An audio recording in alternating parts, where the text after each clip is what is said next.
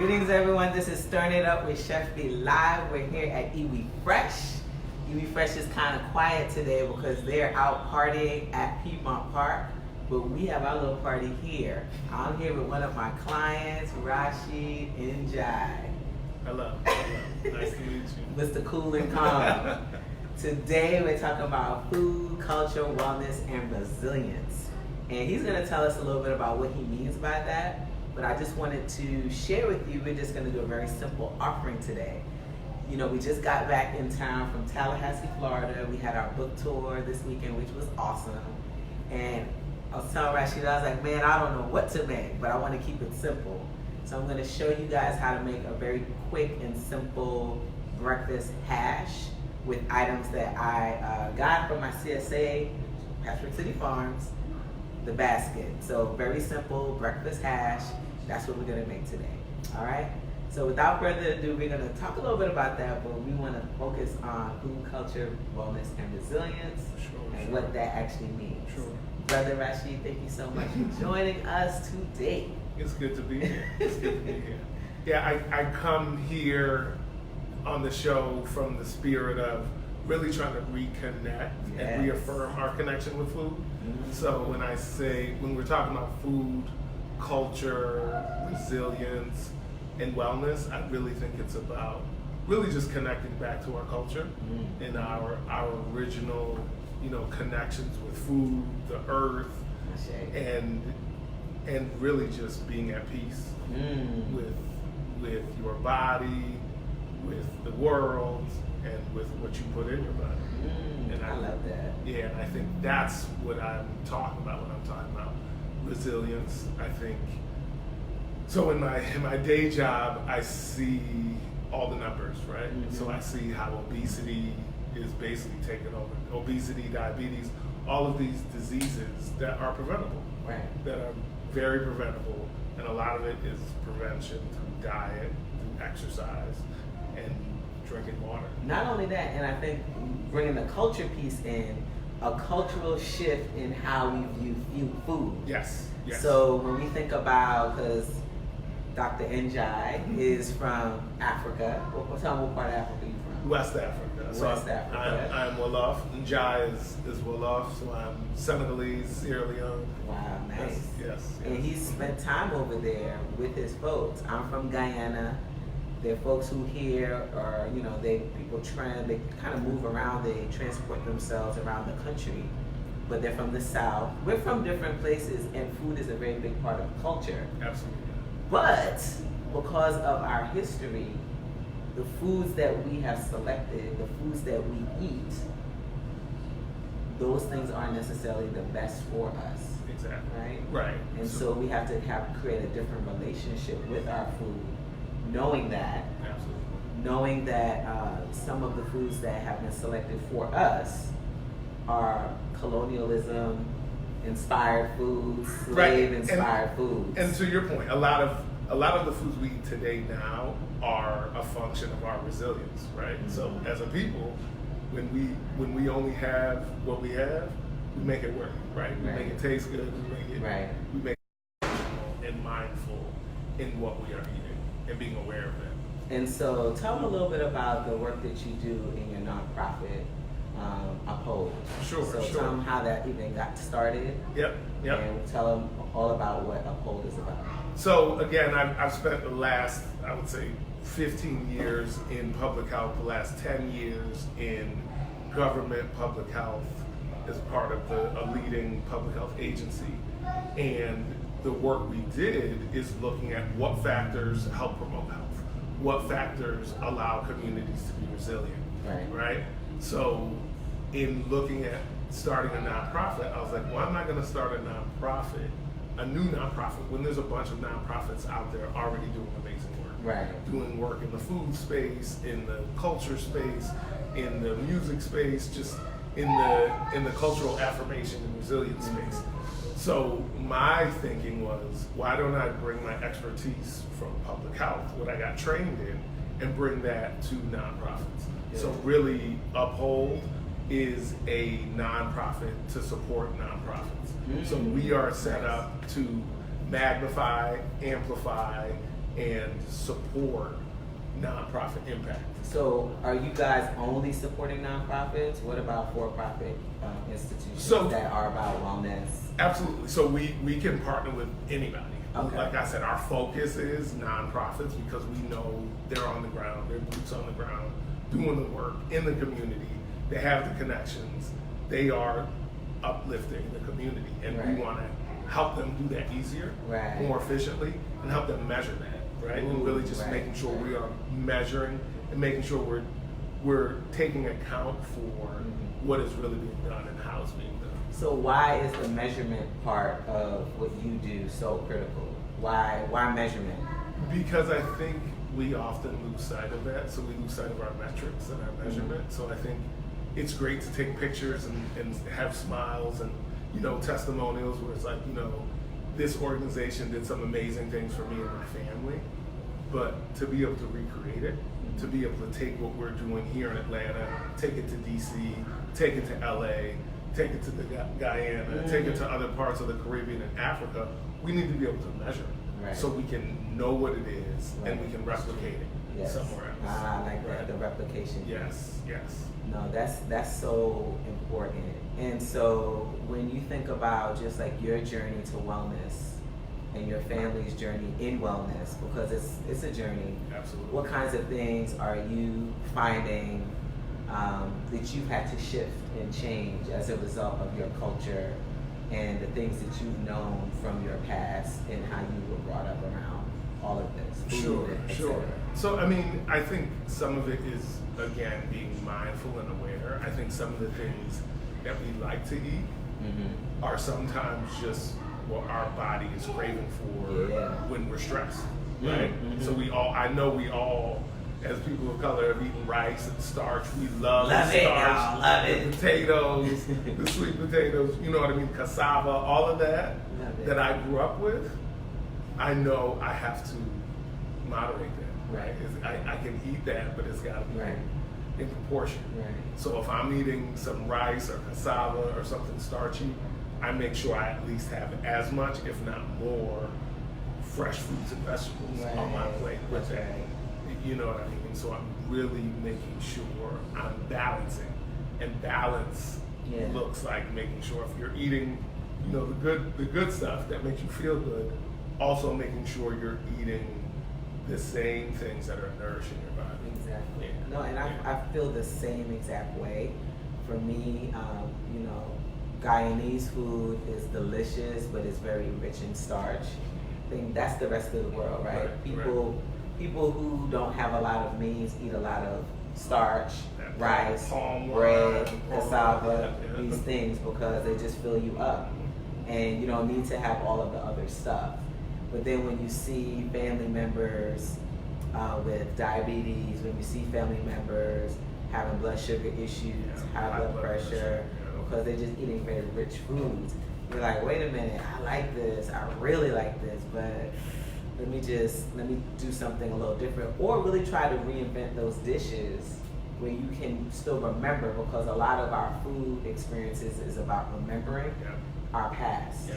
remembering childhood experiences, times with family, Right. and we're constantly trying to remember those things, and that's why we turn to those foods, particularly when we're stressed, like you said, or when things aren't going right in our life. We want to remember the times in our life when things were good. And we want that comfort. We want that comfort, and so we turn to foods that make us feel comfortable. But those things that we turn to doesn't necessarily serve our bodies well. Absolutely. All right. So one of the other things that we want to, you know, kind of stress and talk about is keeping it simple, right, in the kitchen. And so, you know, I think particularly like men, you tell me what you think about this. Men be putting all sorts of That's right. they be That's adding right. all sorts of flavors and things to the pot, and it's like, because he's trying to make that thing good. Right, right. And for me, I found simplicity is just the best. And, you know, I have a CSA, that's a community supported agriculture. A woman, y'all have seen her on this show, Jamila Farmer J. She has a farm here in Atlanta. It's an urban farm. I'm part of her CSA, and I get so excited because every Friday from 4 to 7, I pick up my CSA basket. My clients get to eat from their CSA basket, and my family gets to eat from that CSA basket. We good. And one of the things that I was thinking about today is just keeping it simple. I didn't want to have to go, because again, I just came in from out of town.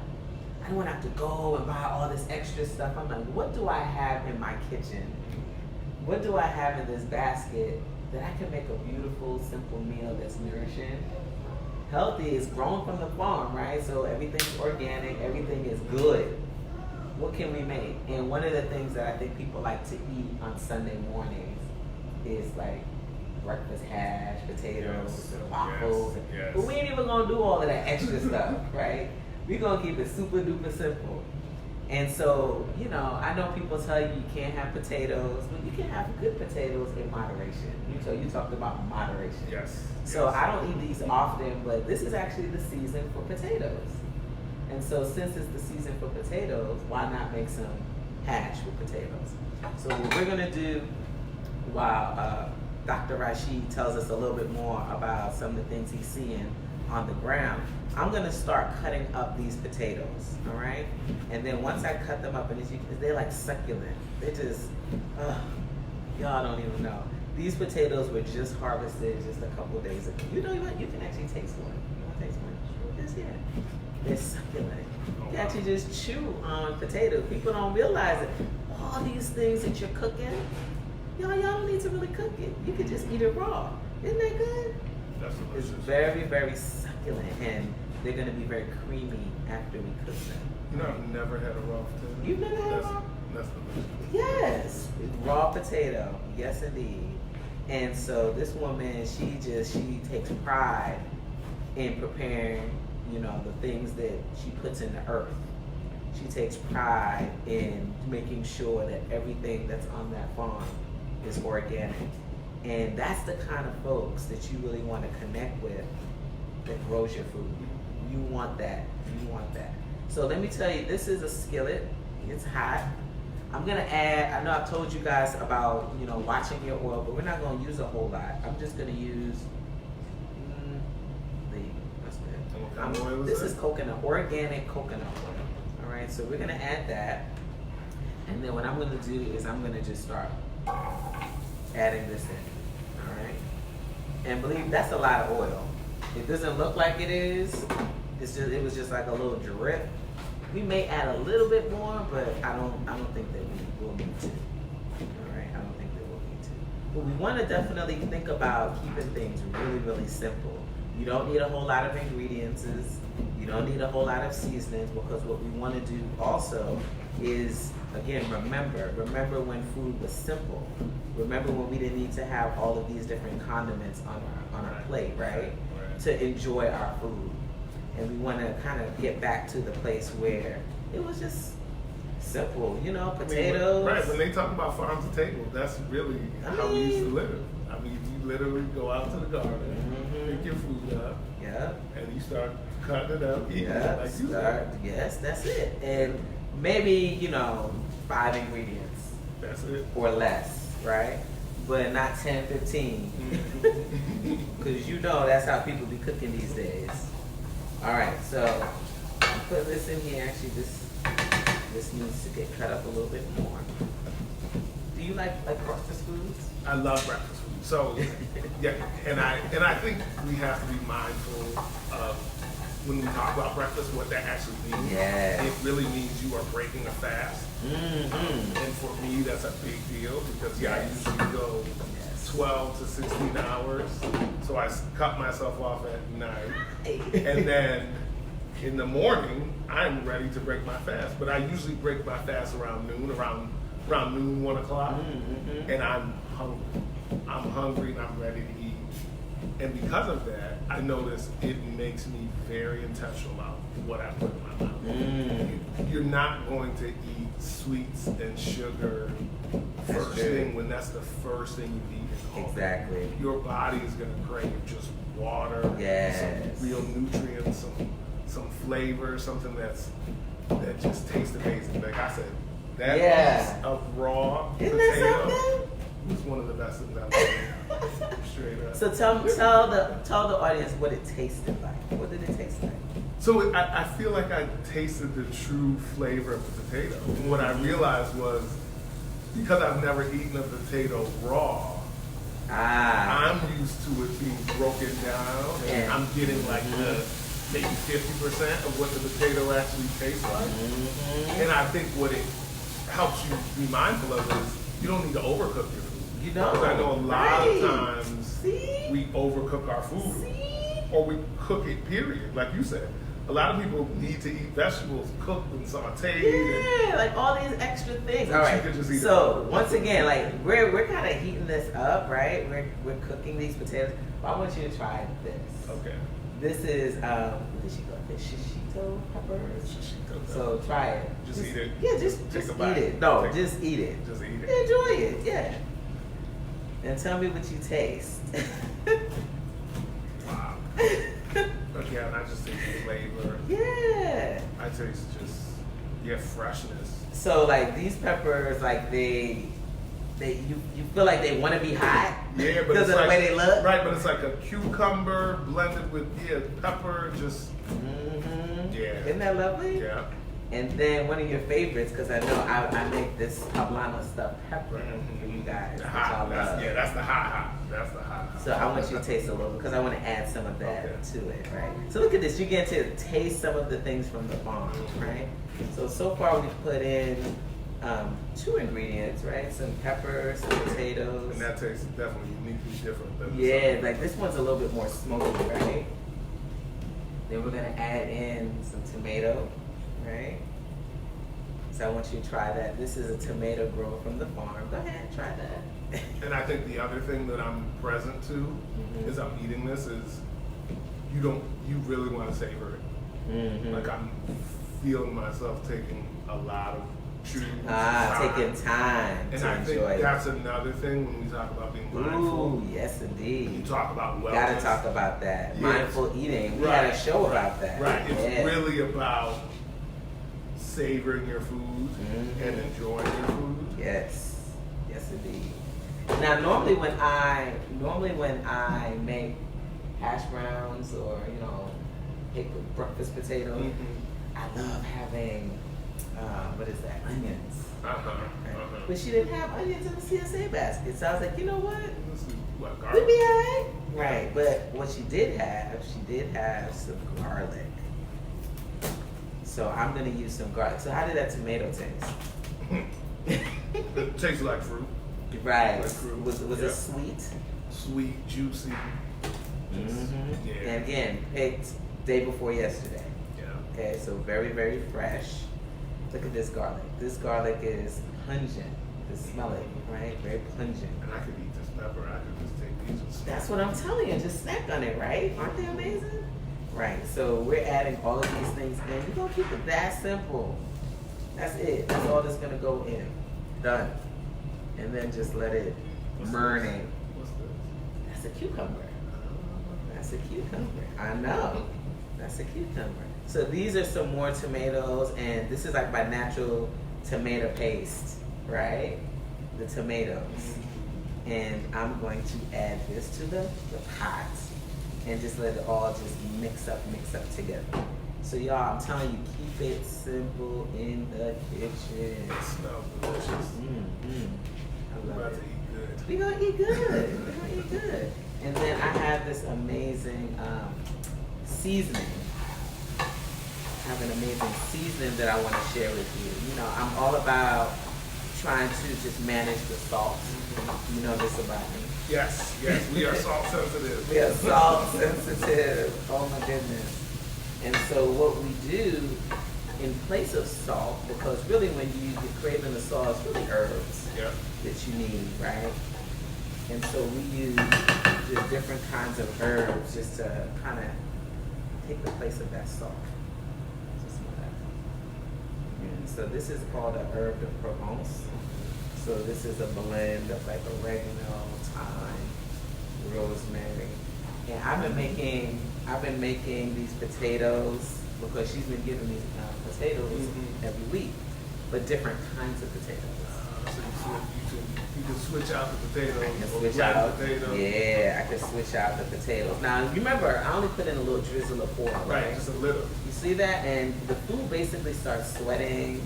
It starts doing its thing, so we really don't need a whole lot of oil. Well, because it was naturally moist when I ate. Because I've eaten each thing that you put in there, and it was already succulent and just. Yeah, and then you smell that fragrance. Yeah. Yes, very, very nice, right? Yes, you look all beautiful. We have a guest. I wish you could see her. You want to come and say hi? Come say hi. Yes, you might have seen her already. Yes, indeed. You might have seen her already. This is Dr. Jennifer, right? And you're wearing the EB Fresh colors, looking all fabulous. Yes, indeed. Yes, indeed. So, yeah, y'all. So we're going to just let this simmer. Look at that. Simple. Simple. So tell us a little bit about some of the people that you've worked with that are around. There was a brother that you wanted me to meet, right? Yes. So one of the brothers I work with, he's nationally known. I would say he's world renowned. Wow. Brother's name is Alex Askew, and he actually has an organization that focuses on mindful eating for the beloved community. His organization is BCA Global, but his movement is mindful eating for the beloved community. So really returning back to, like we were saying before, our cultural connections, and then making that connection with food, culture, and mindfulness, so that whenever we eat food, we think about who prepared it, who helped grow it. So it's all the stuff you were talking about, but really being intentional about it. Thinking about the farmer who who put the care into it. You know what I mean? And then think about the chef who cooked it. You know what I mean? All right, I see how we And then thinking about beyond that, who helped design the meal, right? So I mean, you're doing it all. Right. You're doing it all from the farm to the design of the meal, the Right. preparation, how it looks. But I think we have to really be present to all of that, more so. And since you are a scientist, you're sort of a behavior scientist. Yes. When you kind of study people's behaviors around what they put in their mouth, or what they do, or what they don't do, what are some of the things that you're finding are reasons why people don't make those shifts that they need to make so that they can be well? If you even come across that. I mean, I think a lot of it is anecdotal, and I'll even use myself as an example. I think it's about when we get stressed, we go to what our body's going to crave. We're going to crave sugar. We're going to crave, immediate energy and sustenance, right? And sometimes that immediacy does not always make us choose healthy, right? We'll choose the salt, the sugar, the stuff that we think is gonna satiate us, but it really is working against us. It's working against you, right? So absolutely. for me, I remember I was in my early 30s. I was in South Africa for 30 days, and I was eating good. I thought I was eating good. What were you eating? Because I was in South Africa 10 days. I was eating the meat. I was eating stuff that I normally don't eat. I was eating goat, and and it tasted amazing. These elaborate sauces, and all the the grilled meats and stuff. And I came back 30 days, but for the first time, I had high blood pressure. My blood pressure was through the roof. Wow. And I came back and I was like, what's going on? And the doctor was like, between your sleep, not getting enough sleep, eating all the sweets, the sugar, the salt, your blood pressure is now unmanageable. Now you got to take meds to deal with it. And so that really made me say, okay, I have to change. So no more meat for me. I was like, I'm gonna go either hardcore vegetarian or pescatarian. So if I eat meat, it'll be fish, some egg whites maybe, but then otherwise I'm eating fresh fruits and vegetables.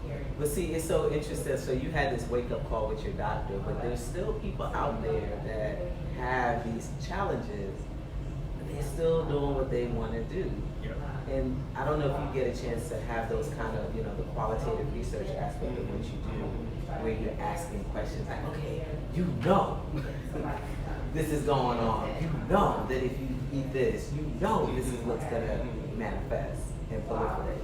Well, I mean, it's time and money, right? Mm-hmm. And time is money, and I think people get caught up in, oh, if I'm gonna do a healthy meal, it's gonna take a lot of time. Right. I'm gonna have to cut it. I'm gonna have to do all the He preparation. said cut it. You know what I mean? Literally, I mean, we're used to pulling something out of a packet and throwing it on the fire. Mm-hmm. And so for me, what I recognize is I had to change even how I go to the grocery store. Yeah. So when I'm in the grocery store, I'm around the outside. Yeah, you gotta stay on the outside. I stay on the outer ring. Yes. I stay on the outer ring, or I'm at the farmer's market. And Yes. then you can go inside. You can be everywhere. At the You can farmer's be market. everywhere, Right, exactly. right. So really, right, man, this mindset, right, this shift in, because, you know, I'm so grateful now I'm able to work with some holistic physicians. And, you know, these are doctors who are MDs, but, you know, I'm a health coach at those offices and supporting patients who are really trying to, because they have to make a shift. So a lot of it is they're afraid because they're in the doctor's office and the doctor's like, look, this is the evidence, this is the data. Your cholesterol is 250 or your blood sugar is way over 100, right? And then you have to make some choices, but then even in that, like the initial fear of all of that is there. But then after a few weeks, people just, it's like, you kind of get defeated. Like, I don't know if I could do this, right? And that's why it's so important, I think, in this culture piece to have folks who are like-minded. Yes.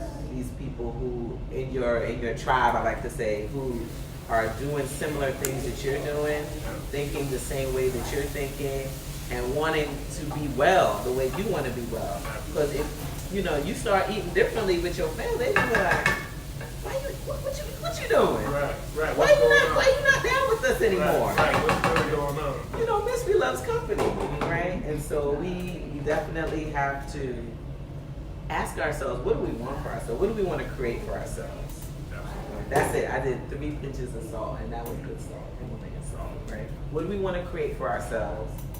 And how do we go about working unapologetically in getting those things?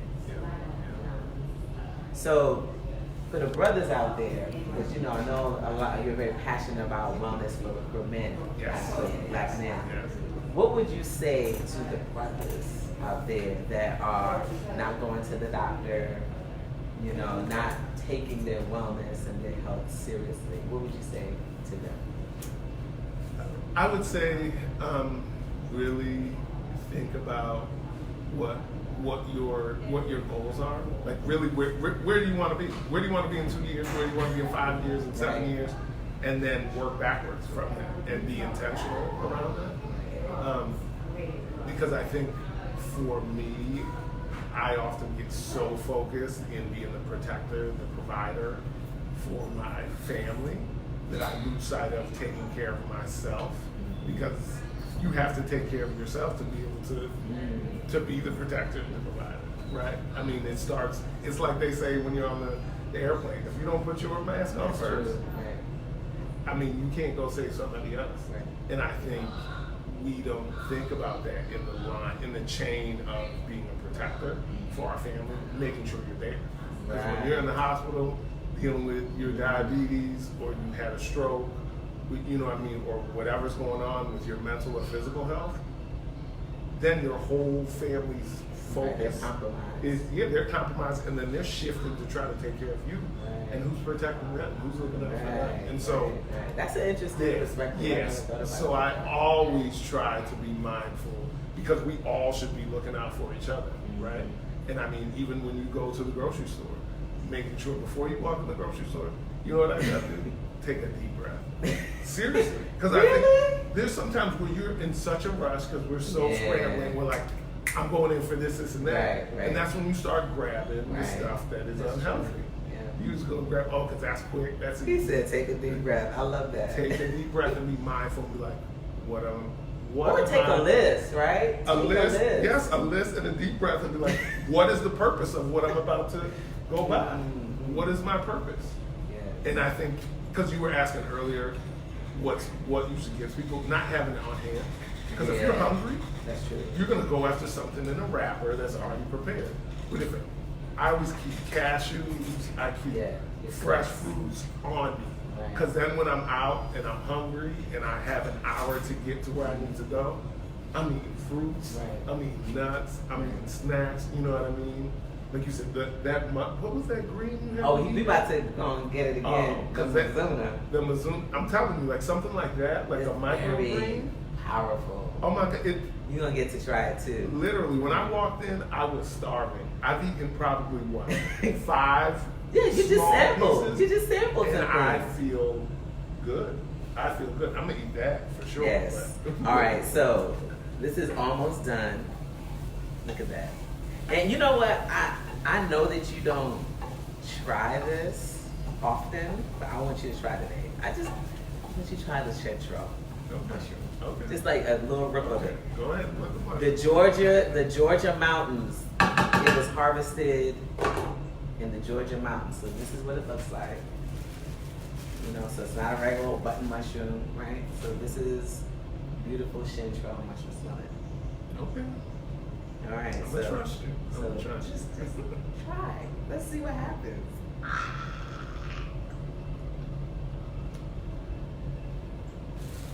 Okay. It did not taste like the mushrooms that you're used to, right? Yeah, that I'm used to. It's very woody. Mm-hmm. Right? It's very different. But I could eat that. That's really good. And then the other thing that I shared with Brother Rashid, I'm gonna actually put some on the plate because what we can do is just dress. This is a beautiful like breakfast right here. So look how pretty this is. These are just different baby greens. Right? These are different. This looks like it's bok choy. So you can try that. And then I'll let you try a little bit more of the Mizuna. But this is Hatchworks, like little green mix, baby green mix. What does it taste like? Yeah? And then this is the Mizuna. So this is a mustard green, but it's a Japanese mustard green, so it's very spicy. It kind of has a wasabi flavor to it. That's my name. Yeah. So you can grab some of that. And I'm gonna turn this off, right? And then what we're gonna do is we're just gonna spoon it into the bowl. This is an amazing breakfast. Look at this. You get all of your greens, right? We get some of the red pepper, right? I didn't put ketchup on my food, right? We got the herbs, right? We got the shishito peppers. We got the poblano peppers in here. Got a little bit of fresh garlic. I love just the smell. I think that's the other thing I would say to brothers. If you're not cooking the food, at least be around it when it is being cooked. Like, so to support the person who is cooking. Because it changes. It does make it a family experience, a cultural experience when you're sitting actually I want to try some next to the food. Oh, wow. And then very light, not overly seasoned, lovely. That's you know, delicious. you can actually cut up some fresh herbs, some basil, and just add it to it. So we really want to kind of get back to eating herbs. One, the herbs are going to help to cleanse our body, our blood, depending on the kind of herbs that you're using. But then also, it's just an amazing flavoring agent for the food, and it just helps us to kind of just get our palates clean. Right. Yeah. The other thing that we could do here is I have this. These cucumbers are amazing. So notice they're not the green long cucumbers that you would see at the farm. So you can try those. Right. You can put a little bit of lemon juice or lime juice on there, but they have like a very sweet flavor to it. And y'all just kind of really getting back to in touch with the food and what it should taste like. Amazing. This is how our grandparents ate. This is how our great grandparents ate. Simple. Easy. And you know the other thing that I realized when you go in other countries, people don't snack. They're not snacking throughout the day the way we do. They have breakfast or your first meal, they don't call it breakfast per se. This first meal, a few hours pass. next meal. Yeah, right. You might be. And maybe that's it, Right. depending on where you go. And if there is another meal, people say, "No, I'm good. I ate already. I'm good." Right. This snacking business that we do throughout the day. Well, and I think It just depends on what you're snacking on. exactly when you're eating like this, fresh, healthy foods, like I said, chewing. Yeah, just chewing taking your time. You're right? gonna eat less. Yeah. You're gonna eat what your body needs. So make no mistake, I'm not saying that it's bad to snack. I'm not saying that. But the snack in some of these places might be a fresh piece of fruit or some coconut water, right? Something that's a vegetable or, you know, like you said, a fruit. But not like, you know, a processed, you know, cracker or something like that. So people are very, and I think it's part of the reason is that people don't have a whole lot of options. So they keep it really, really simple. And so, you know, I'm really trying to get back to simplicity and not overeating, because that's a problem too.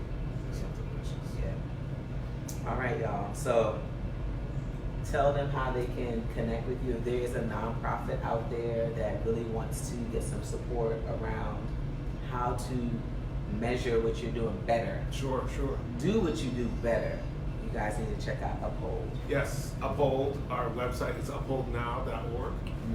We'll put that in the comments. Yes, we've worked with a number of local nonprofits, including this event. We did an event in March with Choices Community Kitchen, and that was a mindful eating for the beloved community event. So it was a combination of the brother Alex Askew from New York, and he came down and supported an effort where we brought together the community kitchen. It was part of their kind of grand opening, and they're doing some amazing work in the community in Atlanta, where they are teaching families how to do just this, cook, how kids and parents can cook together.